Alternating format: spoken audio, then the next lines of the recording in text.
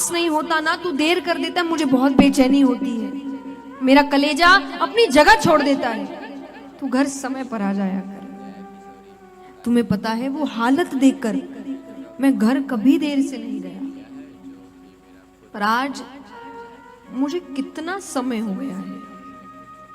मेरी माँ कैसे रह रही होगी मेरे बिना। भगवान कहते हैं नंद बाबा जैसे बाबा युगो युगो तक नहीं मिलेंगे। अरे मेरे बाबा जानबूझ के जूतियां नहीं पहनते थे, घर से बाहर जाकर खड़े हो जाते थे। क्यों? क्योंकि उनको पता था अब कन्हैया उनकी जूतियां सर पर लेकर आएगा और कहेगा बाबा आपने जूतियां नहीं पहनी, मैया चिल्लाएगी ना, जल्दी से पहन लो। और मैं अपने हाथों से उनको जूतियां पहनाता था। सिर्फ इस एक दृश्य के लिए मेरे बाबा रोज यही करते थे, बाहर जाकर खड़े हो जाते थे। भगवान कहते उद्धव, मैं दावे के साथ कहता हूं, जब से यहां आया हूं ना, मेरे बाबा ने जूतियां नहीं पहनी होगी। भगवान कहे इससे भी ज्यादा दुख मैंने उन भोली भाली गोपियों को दिया है। तुम्हें पता है एक दिन मैया ने मुझसे कहा कि कन्हैया तू क्यों चोरी करता है? अरे वो गरीब है, वो जो दूध दही माखन बेचती है उससे जो पैसे आते हैं वो उससे ही भोजन करती है, तो उनका नुकसान कर देता है, वो क्या खाएंगे उस दिन? मैं कई दिन तक चोरी करने नहीं गया। कुछ दिन बाद वो सब की सब घर आ गई, आकर कहती अरे यशोदा कन्हैया सिर्फ तेरा ही बेटा है क्या? अरे चोरी करता है करने दो, नुकसान करता है करने दो। गरीब तो उस दिन हो जाएंगे जिस दिन ये छोड़कर चला जाएगा।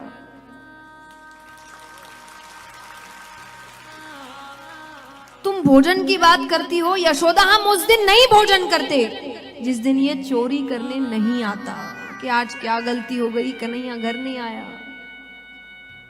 कभी मत कहना हम गरीब हैं। भगवान कहे उससे भी ज्यादा दुख मैंने अपनी राधे को दिया है। और भगवान कितनी देर तक राधे राधे राधे कहकर रोने लगे। मैं यहां कई महिलाएं हैं जिनकी आंखों में आंसू देख रही हूं, जबकि मैं आपको सुना रही हूं। वहां भगवान असल में रो रहे हैं उद्धव जी के सामने, भगवान रो रहे हैं। उसके बाद भी उद्धव जी पे कोई असर नहीं हुआ। इतनी बातों के बाद उद्धव जी कह रहे तो प्रभु इसमें रोने की क्या बात है? आप उन अनपढ़ गवार ब्रजवासियों को ज्ञान से समझा सकते थे। अनपढ़ गवार, भगवान कहे तुमको कैसे पता वो अनपढ़ है? अरे वो कहां गुरुकुल गए होंगे, उनका काम दूध दही माखन बेचना है। भगवान कहे ऐसे तो मैं भी नहीं गया, एक वर्ष में कोई कितना सीख लेगा? उद्धव जी कहे प्रभु आप तो खुद ज्ञान है, ज्ञान की शुरुआत आपसे हो रही है।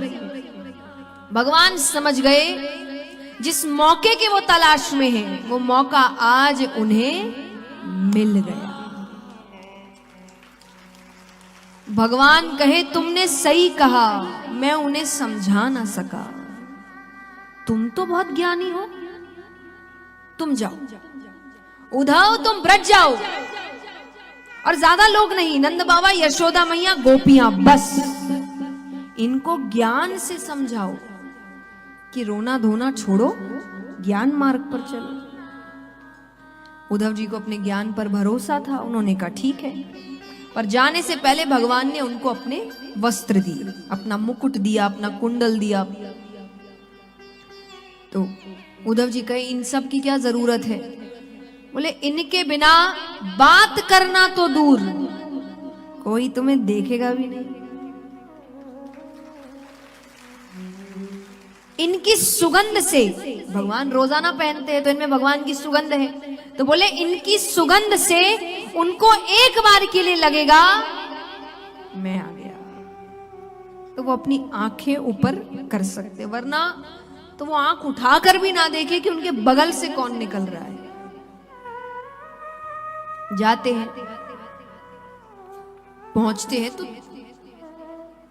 वृंदावन में प्रवेश कर रहे हैं कि बाहर ही कुछ गोपियां वो दूध दही माखन बेच के अपने अपने घर जा रही होती है। तो उन्होंने एक से कहा, सुनो, ये नंद बाबा का घर कौन सा है?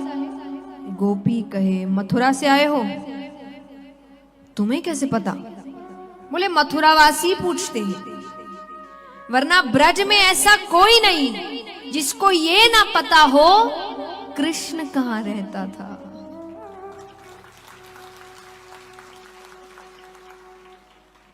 तो कहे, बताओ कहां रहता था? गोपी कहे, जो नीचे जल की धारा जा रही है ना, इसके साथ साथ जाओ, ये जहां जाकर रुकेगी वो घर नंद बाबा का है। तो चलने लगते हैं। तो कहे, सुनो, इसको साधारण जल मत समझना, ये जब से तुम मथुरावासी हमारे कृष्ण को लेकर गए हो, तब से नंद बाबा और यशोदा मैया के जो अश्रु जल बह रहे हैं, ये वो जल है। वो इतना रोए हैं भगवान के जाने के बाद। अब वो जा रहे हैं तो वो ब्रज को देख रहे हैं। उनको ऐसा लग रहा है वो किसी शमशान घाट में है। व्यक्ति चलते हुए दिख रहे हैं, पर उनको लग रहा है सब मरे हुए हैं, किसी में जान ही नहीं है। अब वो घर पहुंचते हैं, घर पहुंच के आवाज लगाते हैं, नंद बाबा